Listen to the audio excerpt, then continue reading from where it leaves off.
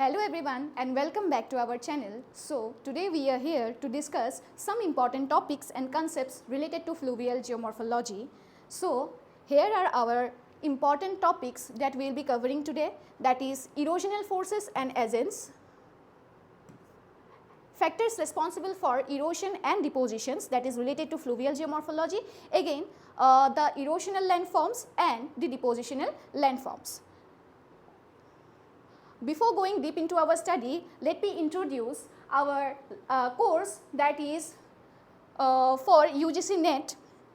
So here our mentor is Jayanta Ghosh and यहाँ पे आप लोगों को 200 प्लस लाइव क्लासेस का आप लोगों को रिकॉर्डिंग मिलेगा, लाइव क्लासेस मिलेगा और उसके साथ notes and everything you will be getting hair and for that you need to contact here and you will get the description. So types of fluvial erosion. So जब fluvial erosion की बात हम लोग करते हैं या फिर fluvial erosion होता है तो वहाँ पे हम लोग कुछ important agents या फिर erosional agents के बारे में बात करते हैं. So यहाँ पे जो आपका पहला important agent है वो है hydraulic action. So hydraulic action मतलब क्या हो गया? That means action of the running water या फिर हम लोग जो बहती हुई पानी की जो धारा होती है उससे कैसे इरोशन होता है उसको हम हाइड्रोलिक एक्शन में समझते हैं. सो ये हाइड्रोलिक एक्शन में होता क्या है? That means the velocity that is exerted by the running water. ऊपर से जब एक नदी की धारा बह के आती है तो उसका जो वेलोसिटी होता है वो स्लोप के साथ बढ़ती जाती है और उससे क्या होता है, एक जगह का इरोशन होने में या फिर उस जगह का इरोशन करने में वो क्या करती है, मदद करती है. इसलिए हम क्या कहते हैं उसको, वाटर को एक एजेंट मानते हैं. ठीक है. सो हाइड्रोलिक एक्शन में आप लोग देख सकते हैं erosion caused by the force of moving water. So stress out in this word moving water, that means पानी जो होता है उसको क्या होना पड़ेगा, डायनेमिक होना पड़ेगा, मूविंग होना पड़ेगा. ठीक है. It dislodges and leaves particles from the river bed and banks. Here example is undercutting of bank in fast rivers. So यहाँ पे आप लोगों को clearly mention किया गया है undercutting और किसकी, जो होती है fast moving rivers की. Okay. The second point here you can see is abrasion or corrosion. So this is the second type. Okay. So abrasion हम लोग इसको abrasion भी बोल सकते हैं या फिर corrosion भी बोल सकते हैं. There are two different names. Erosion by sediments carried by the river. So यहाँ पे ये important है, sediments carried by the river. So यहाँ पे आप लोग डायग्राम में ये देख सकते हैं, यहाँ पे दो तरह के लोड दिखाए गए हैं. एक है डिजोल्व लोड, सस्पेंडेड लोड और एक जो आपका बेड लोड. ठीक है. सो बेड लोड वो होंगे जो नदी के या फिर बेड के सतह पे लगे हुए होंगे. That means at the bed it will be lying down in the bed because उसका क्या होता है, वेट ज़्यादा होता है. और जो डिजोल्व लोड होता है वो नदी की पानी के साथ ही क्या करेगा, बहेगा. और suspended load it will float in the river water. So here we are talking about 3 different loads. So here in the hydraulic action all of this will do its movement. That means यहाँ पे ये जो आपका different types of as an fluvial erosions है वो होते रहेंगे. और एब्रेशन और कोरेशन में क्या होगा, जो नदी अपने साथ सेडिमेंट्स कैरी करके आती है उससे क्या होगा, यहाँ पे इरोशन होगा. सो कैसे होगा, that scraps and grinds against the bed and bags. That means वो क्या करेगा, वो नदी के जो रिवर बेड है वहाँ पे उसको टच करेगा, उधर उसमें क्या करेगा, फ्रिक्शन क्रिएट करेगा. ठीक है. और वहाँ पे जो भी सेडिमेंट्स होगा उसको एक साथ अपने साथ लेके चला जाएगा. सो ये हो गया आपका एब्रेशन कोरेशन. उसके बाद आपका जो तीसरा पॉइंट है वो है एट्रिशन. सो एट्रिशन में आपका लिखा हुआ है क्या, collision of rock particles. That means जब दो रॉक पार्टिकल्स या दो से ज़्यादा रॉक पार्टिकल्स भी हो सकते हैं एक साथ जब टकराएंगे तो वहाँ पे क्या होगा, कॉलिजन होगा. ठीक है. Within the river causing them to break down into smaller. और जब कॉलिजन होगा तब क्या होगा, ये जो रॉक पार्टिकल्स है वो छोटे छोटे टुकड़े में ऐसे इसका ब्रेकिंग डाउन हो जाएगा. ठीक है. वो टूट फूट जाएगा. ठीक है. फ्रैक्शंस उसका हो जाएगा. सो यहाँ पे example rounded pebbles in a stream. That means क्या, जो पेबल्स होते हैं हम लोगों को जो गोल गोल आकार के क्या मिलते हैं, यहाँ पे पेबल्स मिलते हैं.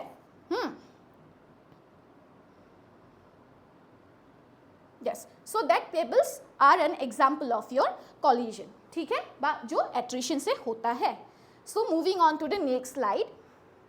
यहाँ पे आपका, और यहाँ पे देखिए ये जो है सॉल्यूशन या फिर corrosion. So don't forget the difference between corrosion and corrosion. ठीक है। ये जो है यहाँ पे कोरोशन लिखा हुआ है, और जो पहले जो प्रीवियस स्लाइड में हम लोगों ने पढ़ा था वो क्या था, कोरेशन। ओके, सो सॉल्यूशन और कोरेशन इसका दो नाम होता है, तो एग्जाम में आपको दोनों में से एक दे सकते हैं कंफ्यूज करने के लिए, और उसका कैरेक्टरिस्टिक्स आपको दे सकते हैं, तो आपको क्या करना पड़ेगा, उसको मैच करना पड़ेगा, ठीक है। So for that you need to know the characteristics. या सो सॉल्यूशन या कोरेशन, यहाँ पे क्या होता है, chemical weathering and dissolutions of soluble minerals, ठीक है। क्या बोला गया है, यहाँ पे बोला गया है chemical weathering and dissolution of soluble minerals. That means जो भी मिनरल्स पानी में क्या होता है, सॉल्युबल होता है, डिसॉल्व होता है। अगर मैं सॉल्यूशन की बात करूँ, अगर आप एक ग्लास पानी लेते हैं, उसमें नमक डाल देते हैं, फिर उसको क्या करते हैं, उसको मिक्स कर देते हैं ना, तो क्या हो जाता है, नमक पानी में डिसॉल्व हो जाएगा। लेकिन एक ग्लास में जितना नमक कंसंट्रेट आपका हो सकता है, अगर उससे ज़्यादा आप उसमें मिला देते हैं तो क्या वो होगा, नो। ओके, सो यहाँ पे सॉल्यूशन वो होता है कि जो घुल जाएगा। सो सॉल्यूशन क्या होता है, बेसिकली केमिकल वेदरिंग का पार्ट होता है, इसको मत भूलिए आप लोग। और सॉल्युबल मिनरल्स इन रॉक्स, यहाँ पे एग्जाम्पल बहुत इंपॉर्टेंट यहाँ पे है, ये है कार्स्ट फीचर्स और लाइमस्टोन। जो हम लोग पढ़ते हैं लाइमस्टोन टोपोग्राफी के बारे में, सो बेसिकली ये लाइमस्टोन टोपोग्राफी से बहुत ज़्यादा रिलेट करते हैं, जहाँ पे क्या मिलता है हम लोगों को, कार्बोनेशन का जो प्रोसेस होता है वो हम लोग लाइमस्टोन टोपोग्राफी में स्टडी करते हैं, ठीक है। तो वो कैसे डिसॉल्व होता है, वो कैसे मिक्स होता है ऑक्सीजन के होने पे, ठीक है। सो हाइड्रोजन ऑक्सीजन के साथ जब मिक्स होगा तब क्या होगा, धीरे धीरे उसका क्या हो जाएगा, वो धीरे धीरे डिसॉल्व होता जाएगा, ठीक है। तो वैसे हम लोग लाइमस्टोन टोपोग्राफी में, क्रास्ट टोपोग्राफी में ऐसे फीचर्स हम लोग बहुत ज़्यादा पढ़ते हैं, तो आगे जाके हम वो भी देखेंगे। सो उसके बाद यहाँ पे देखिए एक और टाइप है, वो है ट्रैक्शन, ठीक है। सो आप लोगों को जैसे पता हो गया कि एट्रिशन हम लोगों को मिल गया, एब्रेशन मिल गया, ठीक है। तो इसका और दूसरा नाम हम लोगों को मिल गया, दो नाम हम लोगों को मिल गया, तो ये सब आप लोगों को याद रखना है, और उसके साथ ही इसका जो कैरेक्टरिस्टिक्स है वो भी साथ साथ याद करते जाना है। क्या याद करना है, बेसिकली इसका जो कीवर्ड्स है, ठीक है। जैसे कि सॉल्यूशन का मैंने क्या बोल दिया, केमिकल वेदरिंग, और क्या होता है, ये मिल जाता है, घुल जाता है, ठीक है। ये आपको याद रखना पड़ेगा। ट्रैक्शन और सॉल्टेशन को याद रखना बहुत ही आसान होता है इन कंपैरिजन टू अदर्स, क्यों, क्योंकि ये जो है ना वो रोल करके, ठीक है, या फिर एक जगह से दूसरी जगह जंप करके ऐसे जाते हैं, ठीक है। सो देखते हैं कैसे जाते हैं। Traction, transport of large heavy particles bye rolling and sliding. यहाँ पे आप लोगों को देख रहा है ये वर्ड्स, रोलिंग और स्लाइडिंग। सो ये क्या करेगा, रोल करेगा, और अगर कोई चीज़ रोल कर रहा है या फिर स्लाइड कर रहा है, दैट मीन्स क्या, उसका जो वेट है वो ज़्यादा है। सो पानी जब उसको फोर्स में आके क्या करता है, हिट करता है, तो वो आगे की तरफ क्या करेगा, रोल करेगा। तो उस प्रोसेस में भी ये क्या करता है, इरोशन करता है, ठीक है। So rolling and sliding along the river bed, यहाँ पे बी होना चाहिए था, ये boulders, cobbles and pebbles. So ये इसका जो ट्रैक्शन में जो पार्ट लेता है वो क्या फॉर्म होता है, boulders, cobbles and pebbles. So different types of stones, okay. Next आ गया आपका saltation, transport of small to medium particles by bouncing और होपिंग, ठीक है। ये करेगा रोल और स्लाइड, क्योंकि ये हैवी है, ये उछल नहीं सकेगा, ये रोल करेगा। लेकिन सॉल्टेशन में क्या होगा, स्मॉल टू मीडियम पार्टिकल्स है, और यहाँ पे लार्ज है। सो लार्ज है, वेट ज़्यादा होगा, रोल करेगा। स्मॉल है, वेट कम होगा, क्या करेगा, हॉप करेगा, जंप करेगा, ठीक है। सो यहाँ पे बाउंस होगा या फिर हॉपिंग होगा, ठीक है। तो आप लोगों को क्लियरली अंडरस्टूड हो गया ये ट्रैक्शन, सॉल्टेशन, दोनों में से दोनों का डिफरेंस क्या है, ये आप लोगों को आई थिंक क्लियर हो गया है। सो यहाँ पे आपको पूरा टाइप मेंशन किया गया है for your like understanding. You can see in this diagram, this is the river bed, okay. और यहाँ पे आपका सस्पेंशन हो रहा है, क्या हो रहा है, यहाँ पे सस्पेंशन हो रहा है, ठीक है। सस्पेंशन मतलब क्या, हम लोग फ्लोटेशन की जो बात कर रहे थे वो वाला। फिर सॉल्यूशन जो क्या होता है, मिक्स होता है, ठीक है। और ट्रैकेशन, ये बेसिकली केमिकल वेदरिंग से रिलेटेड है। ट्रैक्शन मतलब क्या, जो रोल करेगा या फिर ग्लाइड करेगा, स्लाइड करेगा, ठीक है। वेट ज़्यादा है तो रोल करेगा। नेक्स्ट सॉल्टेशन, वेट कम है तो क्या करेगा, उछलेगा, ठीक है। सो ये है आपका 4 टाइप का जो फ्लूवियल जो मॉर्फोलॉजी में आपका क्या करता है, इरोशन में बहुत ज़्यादा इंपॉर्टेंट पार्ट लेता है, ठीक है। Okay, so moving on to the next slide. ये देखिए आपको याद करने के लिए ताकि आसानी हो जाए, यहाँ पे लिखा हुआ है ट्रैकेशन में क्या होता है आपका, रोलिंग, ओके। उसके बाद सॉल्टेशन में आपका स्किपिंग, दैट मीन्स जंप कर करके। सस्पेंशन में आपका फ्लोटिंग, जो कि मैंने बोला था अभी। और सॉल्यूशन में आपका डिजॉल्विंग, वो डिजॉल्व होता है, मिक्स होता है, ठीक है। सो आई होप यहाँ तक आप लोग क्लियर हो गए होंगे। नेक्स्ट आपका और क्या क्या इरोशन में क्या क्या इंपॉर्टेंट टॉपिक्स है, हम लोग बोले थे ना कि कंसेप्ट या फिर टॉपिक्स के बारे में बात करेंगे इन डिटेल्स। सो यहाँ पे जो आपका दूसरा इंपॉर्टेंट टॉपिक्स हो गया वो हो गया vertical erosion, lateral erosion, headward erosion, ठीक है। तीन टाइप का आपका इरोशन होता है। वर्टिकल इरोशन नाम से आपको पता लग रहा होगा क्या करेगा, ये ऐसे वर्टिकली करेगा, ठीक है। उसके बाद आपका आ गया लिटरल इरोशन। सो ये क्या करेगा, रिवर के दोनों साइड में क्या करेगा, इरोशन करेगा, ठीक है। और उसके बाद आपका आ गया हिडवर्ड इरोशन। दैट मीन्स जब एक रिवर क्या होता है स्टार्टिंग में, ठीक है, एकदम जब वो रिवर स्टार्टिंग अपने सोर्स से जब आता है उस टाइम पे क्या होता है, जो रिवर होता है वो अपना रास्ता बनाता है, ठीक है। सो उस टाइम पे वो करता है हिडवर्ड इरोशन, ताकि जो रिवर है उसको क्या मिल सके, एक लेंथ मिल सके। दैट मीन्स उसको अपना स्ट्रीम क्या करना है, लेंथनिंग करना है ना, तो उसको बहते जाना है, तो वो अपना रास्ता बनाते जब है तब वो हिडवर्ड इरोशन करता है। और वो उस टाइम पे बहुत ज़्यादा क्या करता है, अपने पानी की फोर्स से, हाँ, तो वो कटिंग करता है, ठीक है। अभी हम समझेंगे कैसे, how it is like taking place. So see, vertical erosion, down cutting into the river bed common in upper course। यहाँ पे हर एक सेंटेंस में आप फोकस करिएगा। वर्टिकल इरोजन में क्या होता है, डाउन कटिंग होता है, ठीक है। हम पहले वर्टिकल इरोजन पढ़ लेते हैं। डाउन कटिंग यहाँ पे आपको डायग्राम में दिख रहा होगा, ये जो है यहाँ पे क्या हो रहा है, ये पूरा ऐसे क्या था, ऐसे था ना, प्लेन था ना ये पार्ट। सो यहाँ पे क्या हो गया, एक वाटर सोर्स का स्टार्ट हो, और रिवर का सोर्स कैसे स्टार्ट होता है, पहले क्या होता है, थोड़ा थोड़ा शीट इरोशन होता है, ठीक है। उसके बाद धीरे धीरे रील बनेगा, गली बनेगा, ठीक है। उसके बाद क्या होगा, वो रील्स एंड गली जब वाइडन होता है, फिर धीरे धीरे वो अपना रिवर क्या करता है, रास्ता बनाता है। फिर rapids, waterfall and all this we can see different types of erosional landforms after that, correct. So यहाँ पे वर्टिकल इरोशन में क्या होता है, हम लोग कंसिडर कर सकते हैं, ये क्या है, पहले प्लेन था, यहाँ पे एक नदी ऐसे ओरिजिन हो रही है, तो ये जब बहेगा तो ये क्या करेगा, इसका जो नीचे की तरफ जो है ना उसको इरोड करेगा। कैसे करेगा, उसका जो रिवर बेड का लोड है, अभी जो हम लोगों ने पढ़ा था ट्रैकेशन, सॉल्टेशन, इन सब जो पढ़ा था। सो रिवर बेड का जो लोड है और नदी का जो वेलोसिटी है। सो अभी आप लोगों को समझना ये ज़रूरी है कि वेलोसिटी की बात जो मैं कर रही हूँ क्यों इतना इंपॉर्टेंट है स्लोप में, तो पहले ही वो देख लेते हैं। So you can see here, if I consider two diagrams, I will draw two diagrams, you just focus on this। यहाँ पे आप देख सकते हैं कि yes, so यहाँ पे मैं ऐसे एक स्लोप बना रही हूँ, ठीक है। ये एक स्लोप है, you can consider this as a river valley और hill, ओके। और यहाँ पे मैं ऐसे एक स्लोप बना रही हूँ, ये दो टाइप के स्लोप्स आपको दिख रहे होंगे। सो ये जो स्लोप है, हाँ, ये जो स्लोप है, इस स्लोप में आपको क्या दिख रहा है, ये जो स्लोप है ये बहुत ज़्यादा स्टीप लग रहा है इन कंसिडर टू दिस, ठीक है। ये थोड़ा सा फ्लैट है, ठीक है, तो ये बहुत ज़्यादा स्टीप नहीं है, लेकिन ये स्टीप है। सो यहाँ से अगर आप क्या करेंगे, ऐसे यहाँ से अगर आप पानी पोर कर देते, for example you can just assume that आप एक ग्लास लेके क्या कर रहे हैं, पानी इसमें पोर कर रहे हैं, ठीक है। So not glass, you need a little more water, ठीक है, वॉल्यूम आपको ज़्यादा चाहिए होगा तो आप बकेट करके डाल सकते हैं या फिर ऐसा एज्यूम कर सकते हैं। सो जब आप यहाँ पे पानी पोर करेंगे तब होगा क्या, बिकॉज यहाँ पे already we have a steep slope here, okay, and ऊपर से यहाँ पे क्या होगा, आपका ग्रेविटी भी एक्ट करेगा।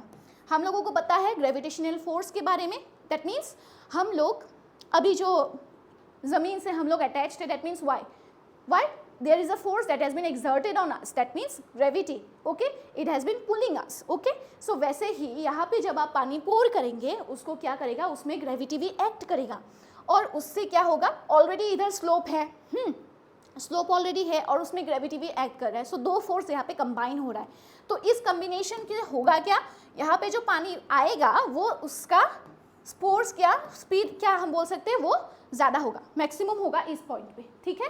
जहाँ पे स्लोप ज़्यादा होगा उस पॉइंट पे मैक्सिमम होगा उसका स्पीड, ओके। सो अगर यही काम हम यहाँ पे करेंगे तो इसके कंपैरिजन में यहाँ पे क्या होगा, जो स्पीड होगा यहाँ पे कम होगा, क्योंकि वो किससे रिलेटेड होगा, स्टीपनेस से। और यहाँ पे हम लोग जब बात करते हैं वर्टिकल इरोजन या फिर हिडवर्ड इरोजन के बाद जब हम करते हैं तो वहाँ पे होगा आपका स्पीड मैक्सिमम। कैसे मैक्सिमम, बिकॉज वेलोसिटी वहाँ पे स्टीपनेस ज़्यादा होता है, ठीक है। ऐसे ऐसे ऊंची ऊंची पहाड़ें हमको दिखने को मिलती है, वहाँ से बीच में उसको रिवर क्या करता है, कट करके क्या करता है, जॉर्ज बनाता है, कैनियंस बनाता है, ठीक है। सो हेडवर्ड इरोजन या फिर वर्टिकल इरोजन की हम बात करेंगे तो नदी क्या करता है, जब वो अपने यूथफुल स्टेज में होते हैं, ठीक है, अपर पोर्शन में जब क्या करता है वो इरोजन बहुत ही ज़्यादा करते हैं, यस, बिकॉज उसमें स्लोप भी होता है और उसमें ग्रेविटेशन भी एक क्या करता है, प्लस पॉइंट उसका होता है, ठीक है। सो आई थिंक ये कंसेप्ट आपको समझ में आ गया कि क्या है स्लोप से हम लोग कैसे, स्लोप या फिर ग्रेविटेशनल फोर्स या फिर वेलोसिटी से हम लोग कैसे इसको रिलेट कर सकते हैं। फिजिक्स का भी थोड़ा सा कंसेप्ट हम लोगों ने समझ लिया, okay. Anyway, so next vertical erosion में क्या होता है, deepening of the river channel. So यहाँ पे डिपनिंग हो रहा है, हाँ, वैली को क्या कर रहा है, कट कर रहा है, ठीक है। तो अंदर की तरफ आपको क्या मिल रहा है, स्पेस मिल रहा है, रिवर बेड आपका मिल रहा है, स्पेस आपको मिल रहा है।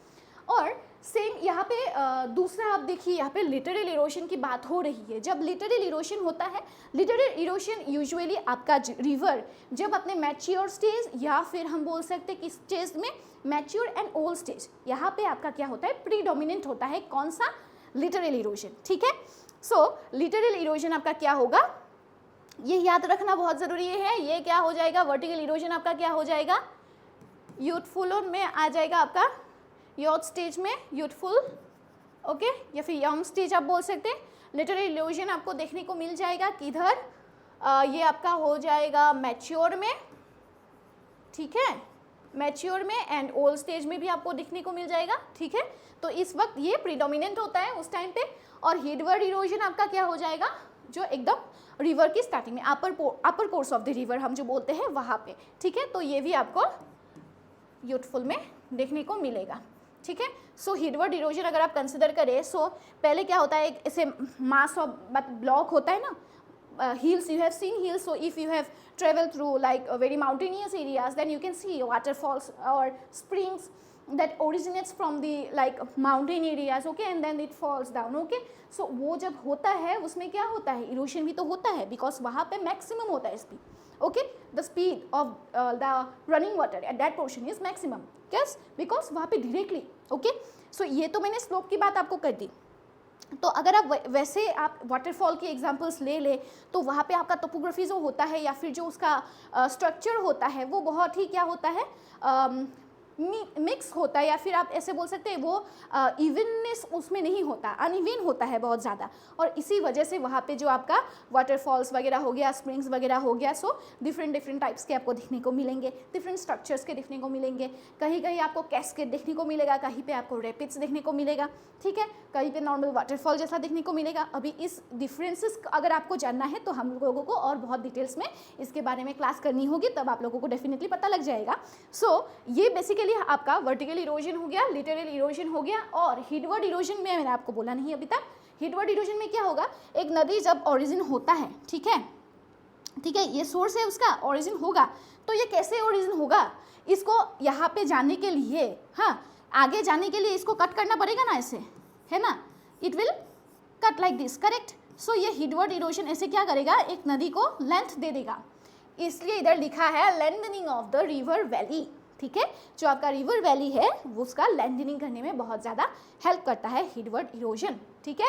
सो ये होता है अपस्ट्रीम, जैसे कि मैंने आपको बोला upper course of the river में आपको ये प्रीडोमिनेंटली देखने को मिलेगा। लिटरल इरोजन एकदम लोअर कोर्स में, डाउन कोर्स में आपको देखने को मिल जाएगा, ठीक है। Vertical erosion upper course and middle course में आपको देखने को मिलेगा, ठीक है। These are the basic types of your erosion, that is vertical, lateral and headward erosion. और इसके साथ अगर हम देखेंगे, हाँ, so that's it for now. Let's see अगर हम लोगों ने कुछ मिस कर दिया है तो, yes, so this is all for erosional forces and agents, factors responsible for erosion and depositions, ये हम लोगों ने डिस्कस कर लिया। Factors responsible for erosion and depositions, इसमें मैंने एजेंट्स की बात आप लोगों से क्यों डिस्कस की, क्योंकि जब तक आपको पता नहीं चलेगा, हम लोग बोलते हैं रनिंग वाटर, ठीक है, रनिंग वाटर, ठीक है, रनिंग वाटर बोल देते हैं, लेकिन रनिंग वाटर कैसे कैसे एक्ट करता है या फिर कैसे कैसे इरोशन उसका होता है वो भी जानना इक्वली इंपॉर्टेंट है to understand the entire concept of fluvial geomorphology. So once if you know the agents, how this agent acts, how these agents your functions, then it will be easier for you to understand the every formation or structures.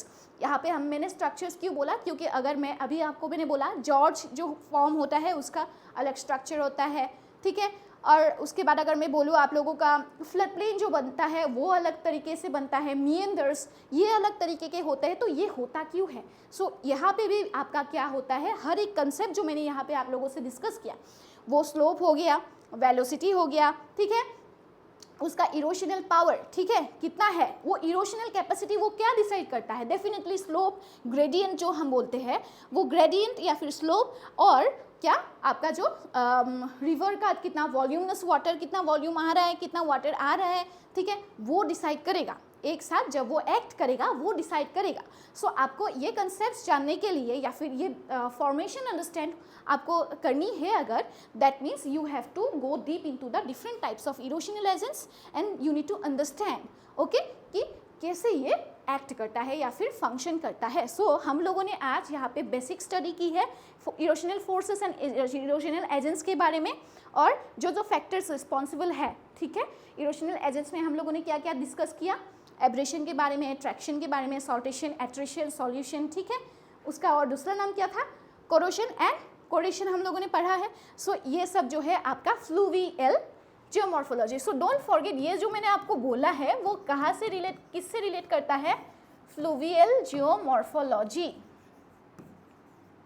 Fluvial geomorphology. So fluvial geomorphology में basically the force that has been acting is your running water, ठीक है, जो बहता हुआ पानी होता है, नदी होता है, फ्रेश वाटर, ठीक है. So that is the main agent, okay, and this agents has different types of, क्या डिफरेंट टाइप्स होता है ना, वो क्या होता है अभी जो हम लोगों ने पढ़ा, ट्रैक्शन, सॉल्टेशन, ठीक है, उसके बाद एट्रिशन